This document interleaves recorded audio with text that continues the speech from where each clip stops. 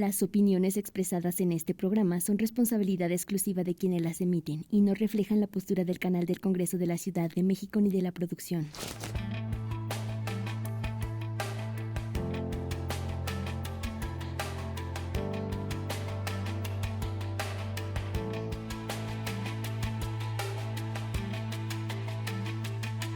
¿Qué tal? Les habla Jorge Armando Rocha. Bienvenidos a Perfiles aquí por Congreso TV.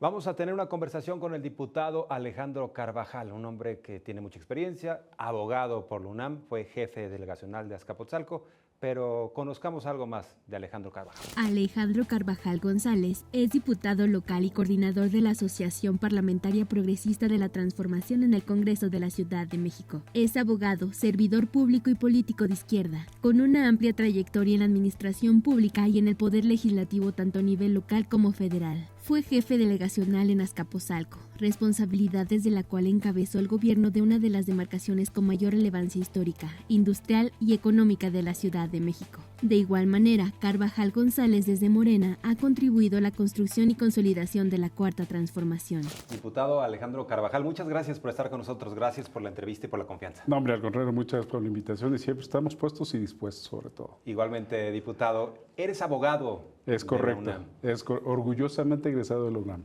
¿Por qué decidiste estudiar leyes?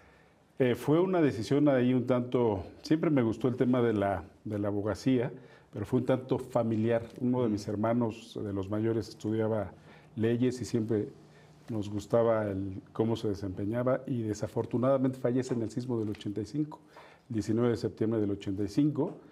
Y pues ahí, entre un tanto que era la emoción por parte personal, pero también otra el seguir la trayectoria del hermano que había fallecido en ese entonces. Ahora a los políticos les toca aplicar la ley. ¿Cómo fue tu tránsito de abogado a la política? Pues la política es muy peculiar. A mí la verdad es que siempre me llamó mucho la atención el tema de las movilizaciones, el tema de organizarnos con la gente, desde la época cecechera, desde la época de la universidad y posteriormente ya cuando empiezo a ejercer, tuve la gran oportunidad de trabajar con Dolores Padierna en el otrora PRD, que era hegemónico en la ciudad, cuando ella era la secretaria general, que veníamos ya desde mucho antes, ¿no? También ahí en las organizaciones, y pues ahí fue cuando nos empezamos a involucrar en la política con ellos, desde la Unión Popular Nueva Tenochtitlan, la CID, IDN, ahí anduvimos. El PRD representaba a la izquierda progresista. Es correcto, de hecho, como sabes, justo derivado del tema del sismo del 85, la sociedad civil se empieza a organizar, porque la incapacidad del gobierno, pues bueno, no dio la respuesta adecuada en ese momento. La sociedad civil se empieza a organizar y de ahí surgen muchos grupos que finalmente vienen a consolidarse con el Partido de la Revolución Democrática, al cual yo a la institución le guardo mucho cariño porque la verdad es que nos dio todo. Desde la formación, que es muy importante, yo estaba totalmente comprometido con sus estatutos, sus principios, sus postulados.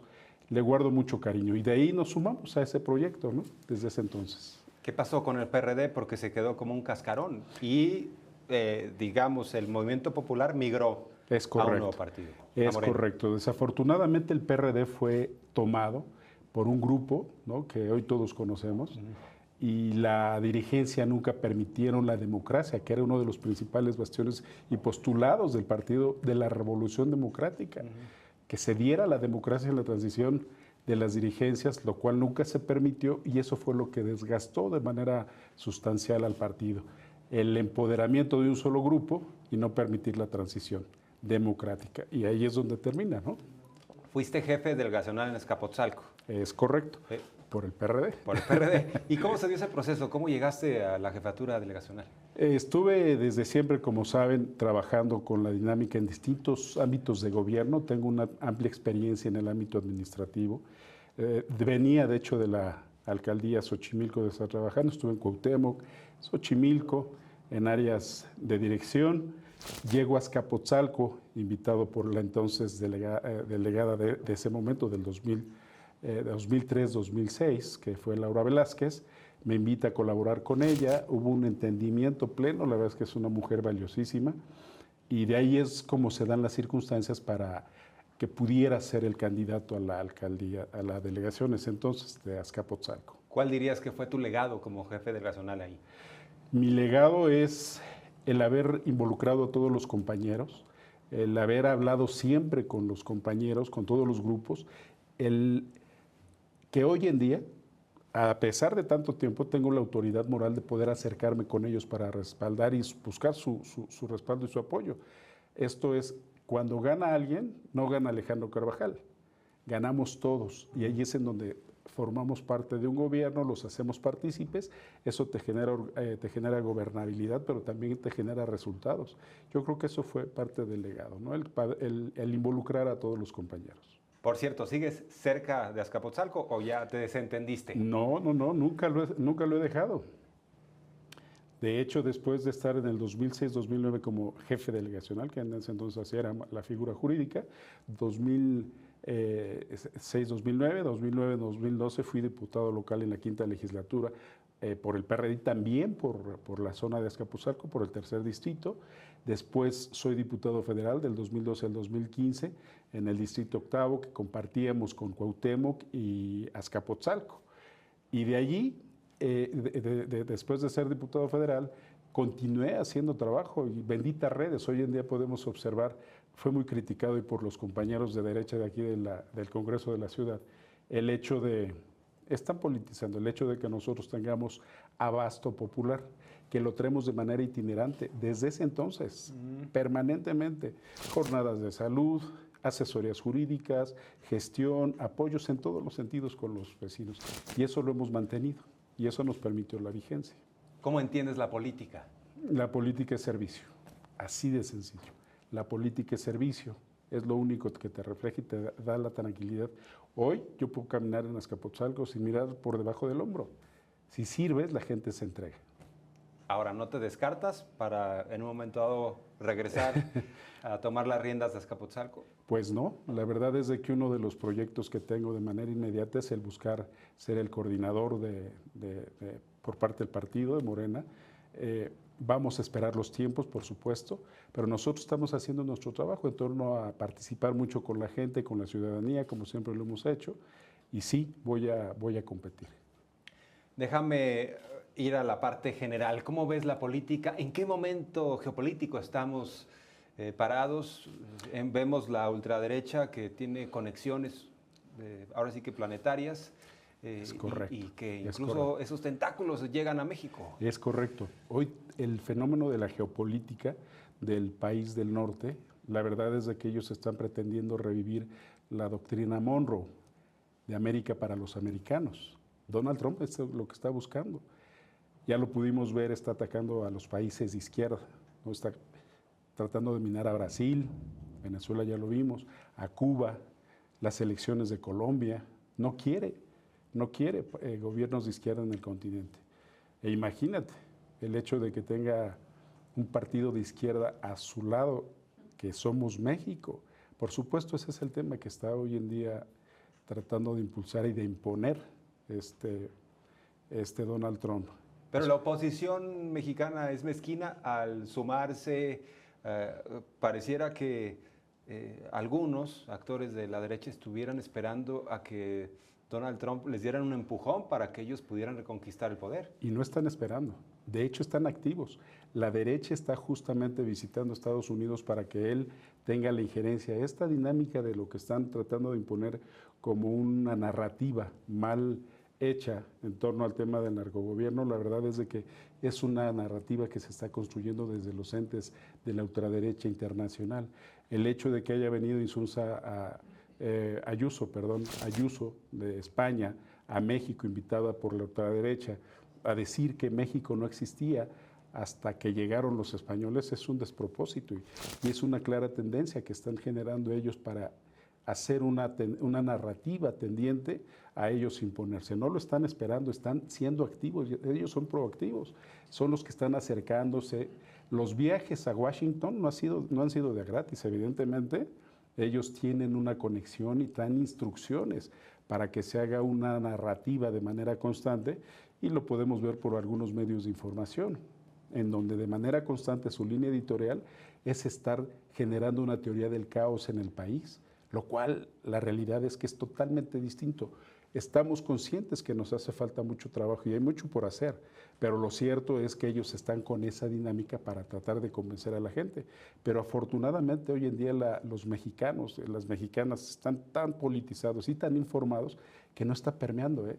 Y lo pudimos observar en la inauguración de la semana pasada del Mundial. La verdad es que todos le apostaban a que iba a ser una crisis el tema del Mundial y por el contrario, toda la gente está en una efervescencia de fiesta en este momento. De hecho, pareciera que le lanzaron anzuelos a la presidenta para que cayera en actos autoritarios y decir, es igualita a Díaz Ordaz, y pues la presidenta es bastante inteligente. ¿Cómo ves a Claudia Sheinbaum? Salió una encuesta reciente, tiene 72% de aprobación, una encuesta de las eras de Motecnia. Es una presidenta muy inteligente, la primera mujer presidenta en el país. Muy inteligente, se ha mostrado tan ecuánime en este momento como bien dices. La realidad es que le han lanzado ellos petardos para efecto de que ella pierda el control de la situación y la verdad es que ha sido tan ecuánime en todo este momento porque las movilizaciones que tenemos no son de gratis, de verdad que están siendo motivadas y utilizadas por la ultraderecha. Esa es una realidad. Y lo cierto es que estuvieron presionando tanto que estaban esperando a que se reaccionara de manera violenta. Y hasta hoy en día incluso estaba leyendo un artículo el día lunes del periódico. Están entrevistando a uno de los pocos profesores que ya quedan aquí en el centro y dice, la verdad es que nuestra presión era para que esto se resolviera antes del Mundial. Y como pueden ver ahorita ya está prácticamente vacío el plantón. La verdad es que nos ganaron. Se desarticuló esto, estamos desinflados. Eso es lo que refiere uno de los maestros que están todavía sentados, de los pocos que están aquí asentados, porque se manejó y el trato político que le dieron desde las instrucciones de la presidenta, la secretaria de Gobernación, el director general del ISSSTE y el secretario de Educación también que estuvo. Ellos tres, Mario Delgado, que los tres estuvieron al frente de la negociación.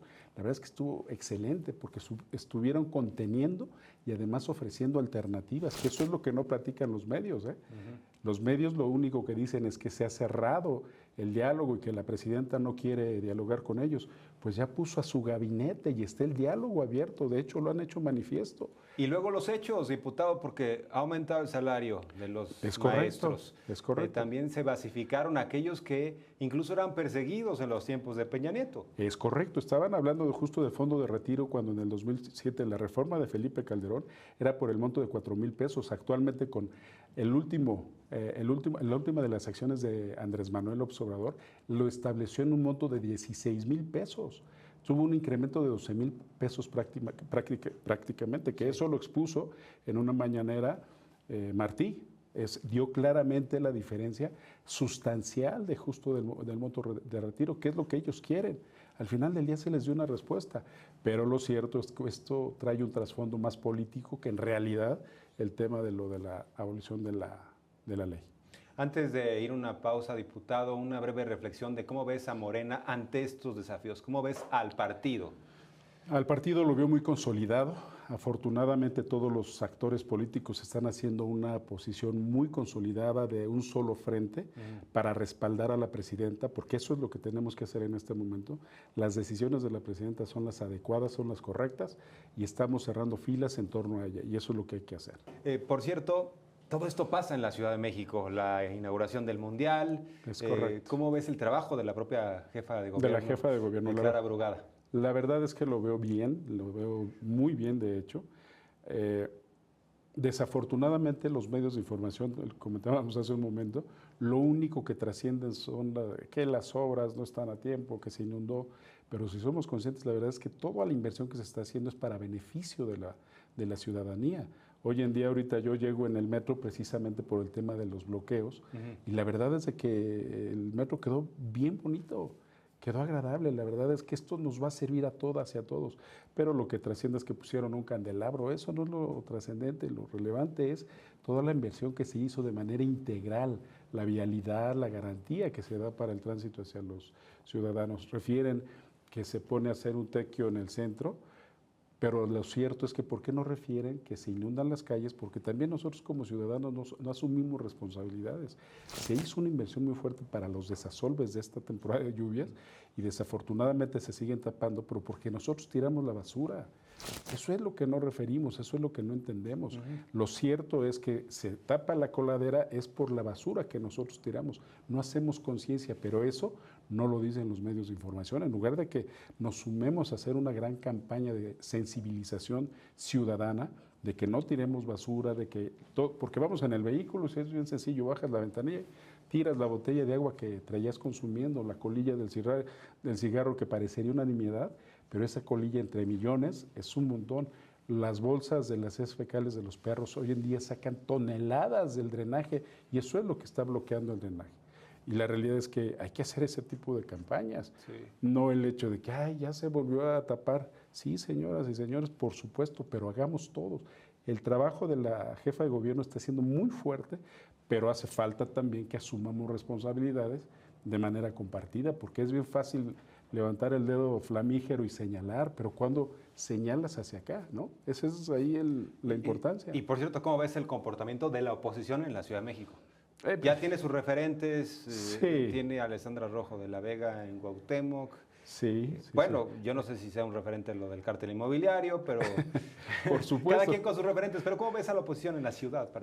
Están buscando generar una dinámica de descalificación constante. Su narrativa es esa. No les da para que te salgas a hacer propuestas, porque si nos damos cuenta, aquí en el Congreso lo único que hacen es todo el tiempo estar descalificando. La compañera diputada del PRI precisamente sube un punto de acuerdo el día de hoy para decirle a la jefa de gobierno que no haga tequios, ¿no? A ver, eso al final del día es justo el tema, no es nada más el hecho de que no haga tequios. ¿Por qué no generar la dinámica que decíamos hace un momento? Que generen propuestas. ¿Por qué no vemos la forma en la cual la gente nos sensibilicemos para que podamos tener una ciudad más habitable todos? No nada más estar señalando, es que está haciendo una obra y no la concluyó. Toda obra siempre va a implicar una molestia, pero después de ello viene el beneficio y va a ser un beneficio constante. No los veo, a la oposición no los veo bien articulados. De hecho, el PRI aquí se trata de sumar con el PAN, pero nacionalmente ya les dijeron no vamos a ir juntos, ¿no? Y se vio ya en la elección de Coahuila, en donde incluso el PAN ya perdió el registro como partido local, porque no alcanzó. A lo mejor ya lo van a pensar 2 veces, ¿no? A lo mejor sí van a buscar a Alito. Eso va a ser justo alguno de los experimentos de laboratorio que hicieron, y van a decir, mejor sí lo hacemos, ¿no? Porque sí es cierto, ellos corren un riesgo y no se han dado cuenta, pero bueno, allá ellos. No los veo articulados, no los veo con propuesta, no los veo propositivos, sino siempre es el no por el no, la descalificación, y ese es el tema. Y esto es evidente ya con lo de Coahuila, ¿no? En lo que hace a la Ciudad de México, la ciudadanía está particularmente politizada. Sí. Ha venido ganando la izquierda progresista. ¿Tú crees que se va a consolidar? A consolidar, a conservar como un bastión de la izquierda progresista la ciudad? Sí, sin duda alguna. Y no lo digo yo, lo dicen las encuestas. Y la verdad es que cuando estamos constantemente en el territorio, escuchas a la gente, no es necesario que veamos las encuestas o que escuchemos lo que dicen los medios de información. Afortunadamente la gente está muy sensible, muy consciente, y lo escuchamos el día de la inauguración, cuando iba Salinas Pliego allí en la inauguración, y la misma población le grita y lo descalifica. Incluso ya le pusieron un adjetivo por ahí que la verdad no quiero repetir, pero bueno, ya la gente está consciente. Lejos de generar una dinámica de estar tratando de minar la potencialidad que tiene la izquierda en la ciudad, la está consolidando. Y eso es lo más importante, que sí vamos a llegar muy fuertes. Nada más lo cierto también es que hay que ser nosotros también maduros políticamente para que consolidemos la unidad, porque eso es lo que debemos de privilegiar, porque si no, podríamos tener un 2021 en donde se dieron ciertas inconformidades y no hubo unidad, y ahí es donde sí existe el riesgo. No perderíamos por lo bueno que sean los de enfrente, sino por lo malo que fuimos nosotros en el ámbito de la unidad, que eso es lo que hay que privilegiar, y si hay eso, vamos a salir avantes. Diputado, ustedes han acompañado a la jefa de gobierno Clara Brugada desde el Congreso de la ciudad. ¿En qué temas en particular? ¿Qué destacas de este acompañamiento que se ha hecho? Hay muchos acompañamientos en el tema de la seguridad. Cuando nos invitó a la firma para el tema de lo que implica que están extorsión, en contra de la extorsión. Sí. El tema de la seguridad es un tema importantísimo, que es lo que tenemos que privilegiar. Nos fuimos a firmar todos allá con ella para efecto de que todos los sectores de la ciudad, tanto el empresario, el sector político, el sector, las organizaciones sociales, todos sumándonos hacia un tema que es hoy muy grave en la ciudad y en el país, y ahí es donde debemos de sumar esfuerzos. Eso yo creo que es algo de lo más importante que hemos visto, porque es lo más sensible, indiscutiblemente. Necesitamos todos cerrar filas para poder contener a la inseguridad, que es una de las cosas que tenemos que trabajar. Sin duda, el país tenemos ese reto muy fuerte, pero es algo que debemos de sensibilizar también a la gente. ¿Cómo se resuelve ese tema en el ámbito de lo local? Porque hoy la presidenta Claudia Sheinbaum dio un dato muy importante. Dice que en 20 meses ha disminuido a la mitad el homicidio doloso en la República Mexicana. Entonces, uno dice, vamos en la dirección correcta, pero ¿qué se puede hacer desde el ámbito local para ayudar? En el ámbito local lo que necesitamos es aplicación de ley, nada más, porque tenemos las leyes necesarias, podemos hacerlo, pero fíjate que me gustaría tocar un tema muy importante. La inseguridad la tenemos que combatir también con estrategias nacionales e internacionales. Uno de los temas que no hemos medido y no se ha medido a su debida proporción es el tráfico de las armas. Se están asegurando muchas armas por parte del ejército, de las fuerzas de seguridad del país, pero desafortunadamente siguen llegando al país. Ese es un tema que deberíamos de estar nosotros cuidando, porque si queremos solucionar de fondo el tema de la seguridad es restarles la capacidad de reacción al crimen organizado. ¿Y cuál es la capacidad de organización del crimen? El financiamiento, los recursos que tienen de sobra, pero sobre todo también el tema de que compran muchas armas. Y eso viene de Estados Unidos. Si Donald Trump estuviera tan comprometido como lo dice en contra del narcotráfico, empezaría por regular el tema y controlar el tema del tráfico de armas. Pero es un tema que no quiere él tocar en lo más mínimo. Porque es una industria que genera muchos millones de dólares y que lo respaldó, y que financia. Así es, y lo financió en su campaña y genera millones de dólares. Pero si en realidad estuviera comprometido con el tema de la seguridad a nivel internacional, empezaría por ahí.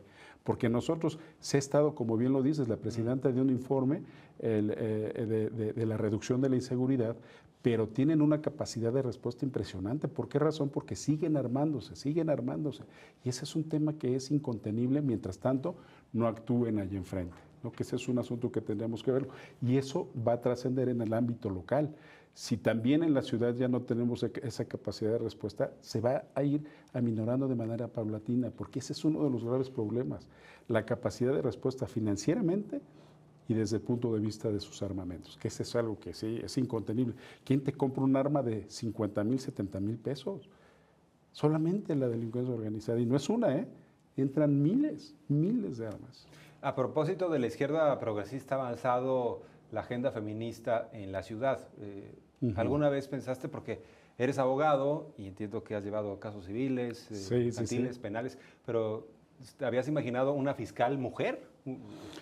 Porque pues la verdad es que también la parte de la administración de la justicia se le ha hecho pues prácticamente un monopolio de los hombres, ¿no? Es correcto. Déjame decirte que en su momento, cuando fui jefe, yo soy un ferviente creyente de la paridad, por supuesto. Sí. En mi gobierno, el 50% de los niveles de dirección general, que son los más altos, era 50% mujeres y 50% hombres. Porque estoy convencido de que las mujeres son muy capaces. Es más, el reconocimiento en este momento no tendría que estar siendo ese el punto de discusión, porque la verdad es que es terrible escuchar a personajes que digas que porque hay paridad en la Cámara, ¿no? Como fue Salinas, que sale en una entrevista por ahí diciendo que por qué se les da a las mujeres por solo hecho de ser mujeres. Perdón, ahí ya perdimos. Y lo cierto es que hoy en día hemos visto que son mucho mejores en todos los sentidos, ¿no? Ya no tendría que ser ese el punto de discusión. Y también uno de los elementos que tuve la oportunidad de trabajar fue en la entonces todavía PGR. Y la verdad es que esté al frente una mujer es impresionante. Hoy que esté una fiscal como Ernestina Godoy. Ernestina Godoy, claro. Y aquí en la ciudad también una mujer, es impresionante y es bueno. Es un gran signo de que hoy en día tenemos que estar haciendo ese tipo de políticas públicas, ya no nada más en las leyes, sino ya en los hechos, que se vea reflejado, ¿no? Diputado, ya estamos en el cierre de esta conversación. Preguntarte, ¿cómo te has sentido en esta legislatura? ¿Podrías decir que misión cumplida? No puedo decir que misión cumplida porque hemos presentado ahí varias iniciativas y todavía están pendientes de que se aprueben. Yo creo que nos falta todavía esta segunda mitad de la legislatura. Si bien es cierto, ya se va a abrir un año electoral, lo cierto es que todavía hay pendientes. Estoy satisfecho con lo que vamos hasta ahorita, pero creo que la misión cumplida la vamos a tener cuando podamos ya tener aprobadas todas las iniciativas que han sido importantes. Y metí una en el ámbito de la seguridad, en el ámbito local, sobre el reclutamiento de menores de edad. Hoy en día no tenemos una figura penal justo en el ámbito de la gente que se encarga de reclutar a los menores de edad a la delincuencia organizada. Esa es una de las medidas que necesitaríamos y podrían impactar aquí en la ciudad. ¿Ahí qué buscarías en específico? ¿Sanciones para esas personas que enganchan? Penal. La sanción penal, una sanción penal de 20 años de prisión para quien acreditemos que son los reclutadores, que son los que enfilan a los jóvenes a la delincuencia organizada, porque como podemos ver, aquí en el centro histórico tenemos a gente que anda, son muchos chavitos, son halcones, son gente que está observando y en toda la ciudad. Y no existe tipo penal en donde digan si hay está la cadena de todo lo que implica la comisión de un delito, pero los que se encargan de darle una lanita al chavito de la secundaria, de darle un dinero y de después maravillarlo con eso. ¿Quién te da 20,000 pesos y a esa edad de 15, 16 años? La verdad es que es a cualquiera maravilla y más en una circunstancia de familias que están desintegradas y de una serie de factores sociales, y estos cuates aprovechan ese factor en donde no hay una orientación por parte de alguien adulto, le llegas y le das una lana, los enganchas así, y ese tipo penal no lo tenemos. Yo creo que eso también, si queremos buscar el cómo mitigar este tipo de impactos de la delincuencia en la ciudad, esto es importante. Por ello te digo que misión cumplida sería cuando tengamos, por ejemplo, esta, ¿no? ¿En dónde está tu módulo de atención, diputado? 22 de febrero, en 22 de febrero, en la Alcaldía Azcapotzalco, 234A, ahí muy cerquita de la alcaldía. Estamos ahí a las órdenes para todos y para quien nos guste visitar. Bueno, pues un placer que sea la primera de muchas conversaciones, ¿te parece? Yo encantado, por supuesto. Diputado, muchas gracias. Muchas gracias. Y gracias a ustedes, soy Jorge Armando Rocha, nos estamos viendo aquí en Congreso TV. Los espero en la próxima emisión de Perfiles.